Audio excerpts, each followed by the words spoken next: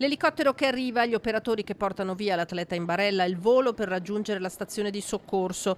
Lindsey Vonn lascia la pista Olimpia di Cortina accompagnata dal tecnico del soccorso alpino sceso a prenderla con il verricello. Il video dell'intervento di recupero della sciatrice americana, trasportata prima a Codivilla, poi centralizzata in terapia intensiva a Treviso, dove è stata operata per ridurre la frattura al ginocchio sinistro. Un trauma di complessa gestione che si è procurata ad alta velocità con tutte le conseguenze del caso.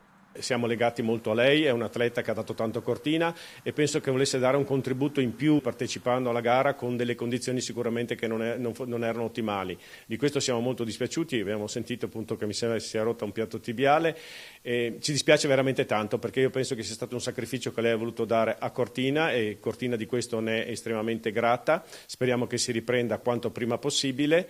È stato spaventoso vederla cadere, la paura è sempre tanta quando vedi un atleta ferma sulla neve, ma lei quando scia dà sempre il 110% senza paura. Lo sci è così, uno sport pericoloso con tante variabili difficili da prevedere. Le parole sono quelle rilasciate alla televisione americana NBC da Karen Kildow, sorella di Lindsey Vonn, che ha assistito alla drammatica caduta e alle grida disperate della 41enne. Al cafoncello l'atleta, accompagnata dal suo staff, rimarrà alcuni giorni, il tempo necessario per stabilizzarla e consentire il suo trasferimento.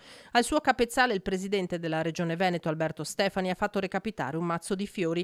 Anche nelle avversità il suo spirito rimane una fonte potente di ispirazione per gli atleti e per chiunque crede nei valori di dedizione, sacrificio e perseveranza, ha scritto nel biglietto. Vicinanza e fiori anche dal sindaco di Treviso, Mario Conte. Avremmo preferito invitarla per un'occasione certamente più lieta, però devo dire che sono orgoglioso del fatto che un'eccellenza come l'ortopedia di Treviso sia stata messa a disposizione per l'atleta, una delle atlete più forti di tutti i tempi dello sci. A lei va davvero l'augurio di pronta guarigione.